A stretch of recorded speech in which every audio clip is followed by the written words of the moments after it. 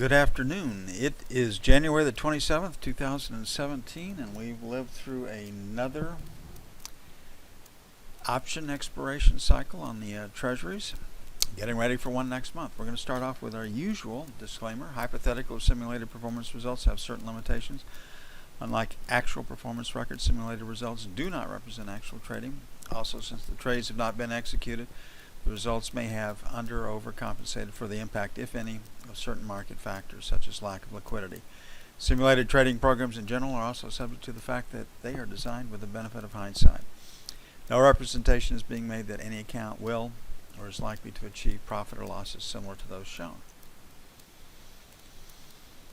Okay, we start off like we normally do with a review of the EMini. We came in this morning, wanted to sell, failure to take out 98 to 2300.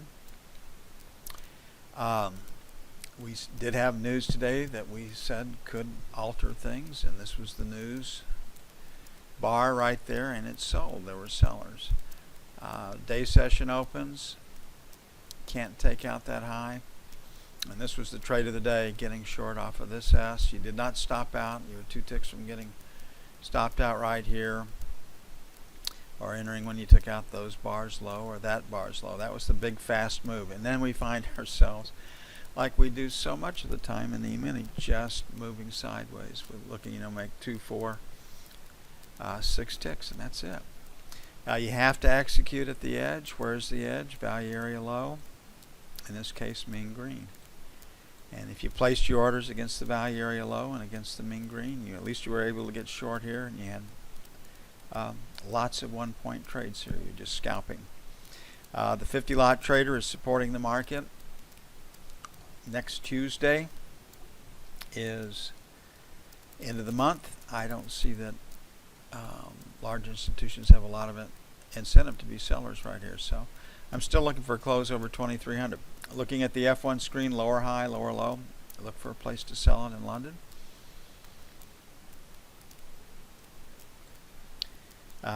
Certainly confirmed by the day's profile, it is heavy. So if we take a measured move, if we go from 95.50 to say 88.50, that's 7 points. 7 points from 89 takes us down to 82. That puts us right down in this area. The breakout is 81. So I'm still looking to buy it with the idea that next week, because the Dow has closed over 20,000 twice, and maybe again today, that the EMini will eventually make it above 2300 also. We do have news on Monday. I don't have any of the numbers in yet. Personal income, personal spending, pending home sales, and Dallas Fed. The focus will be personal spending, followed by pending home sales.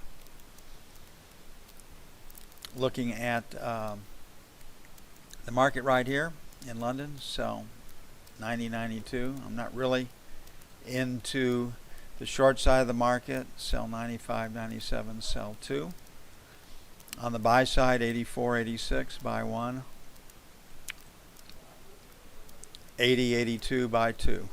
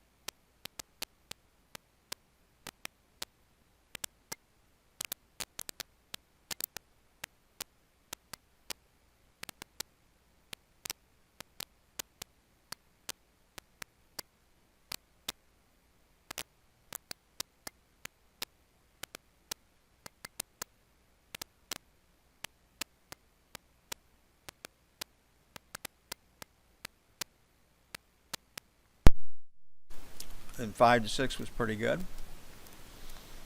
on mortgage rates. And then the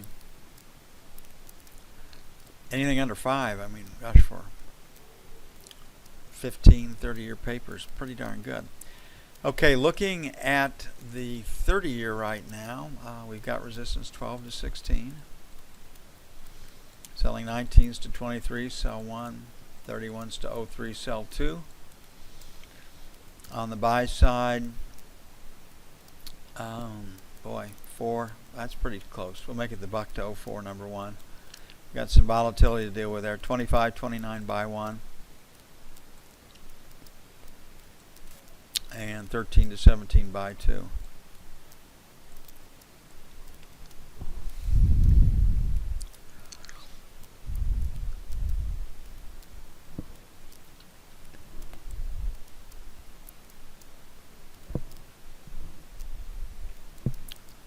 Gosh, we don't have any football this weekend. One more football game.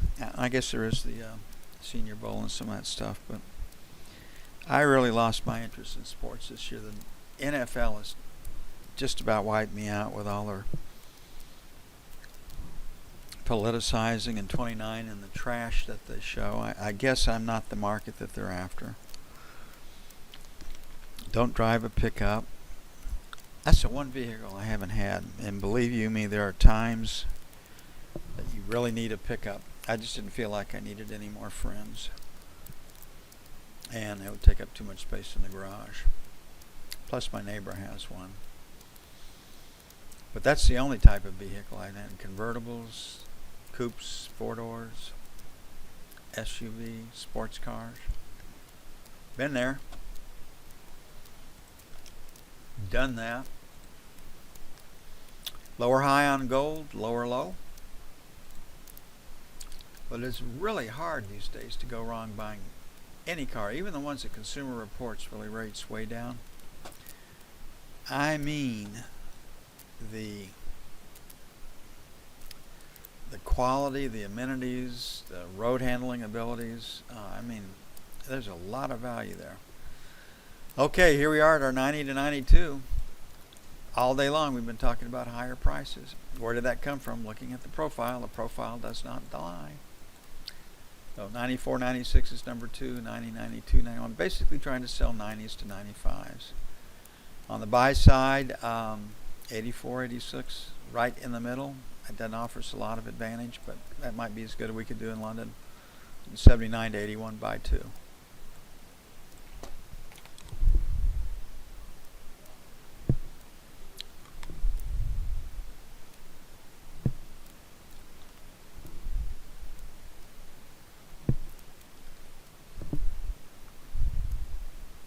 Hopefully next week I don't have to take a cough drop every time I turn on the mic. I use the mic switch for my own, but this quote unquote, we've got a virus going around here that leaves you with a dry cough. They're not lying.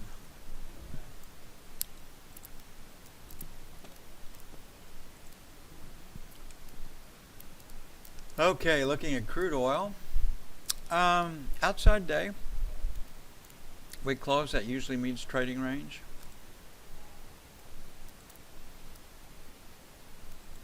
And again, Iran comes out and says we're going to overproduce in February.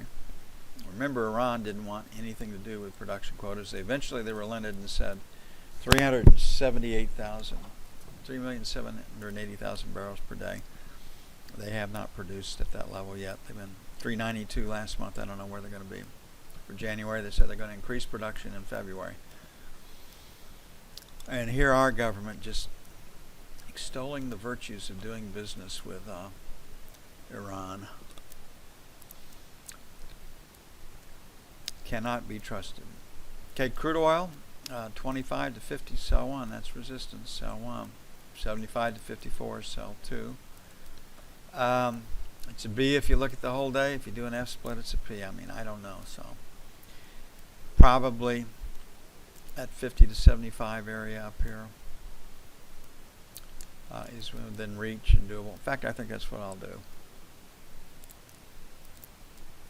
53.50.75. My belly button was going off. Doesn't mean I'm right, but I saw enough to raise it. We'll see if that happens. I'm expecting OPEC to say something positive over the weekend to counter the Iranian stuff. 52.75, 52.50 by 1. 52 even, 52 and a quarter by 2.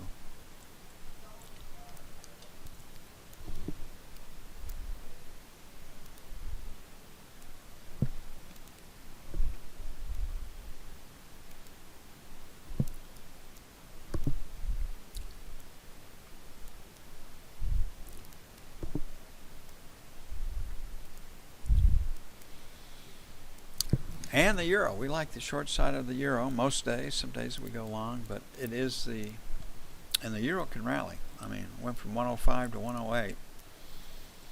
Well, you cannot be blindly on the short side of the market with that contract. It's a big contract. And it can move, and it's got a lot of interest. The world's biggest markets are currencies, and people have to lock in. If 30% of the world's GDP is based on trade, there's a lot of letters of credit with prices that are locked in, and that's where all the hedging comes from, and that's what makes it the world's biggest markets. So 106.75 looks like to 106.50 looks like pretty good support, and maybe 107.50 to 108. With this inside day, that implies trading range. And leaning B right here. Do have a tail up there.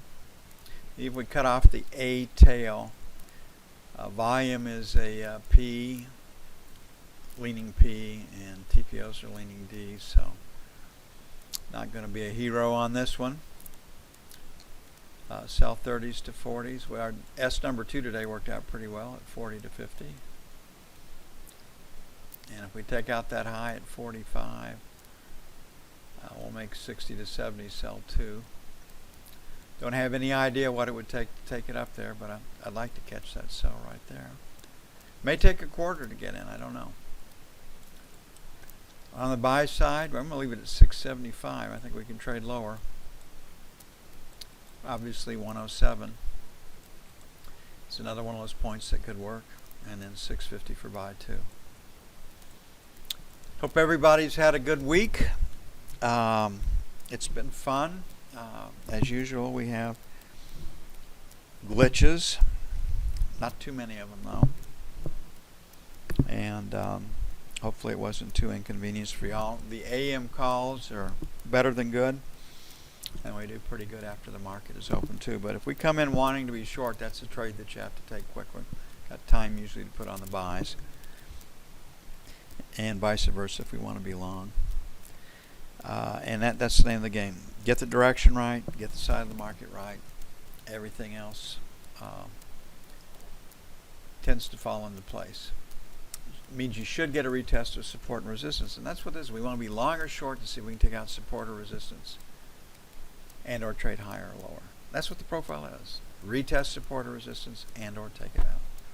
Start thinking that way. Y'all have a great weekend. Enjoy yourselves. I'm going to drive tomorrow and pick up my namesake, Charlie, a 54-pound, 5-month-old Landseer Newfoundland. So we'll have him for 3 weeks, and looking forward to that. You all have a good as weekend as I am, and I'll see you bright and early Monday morning.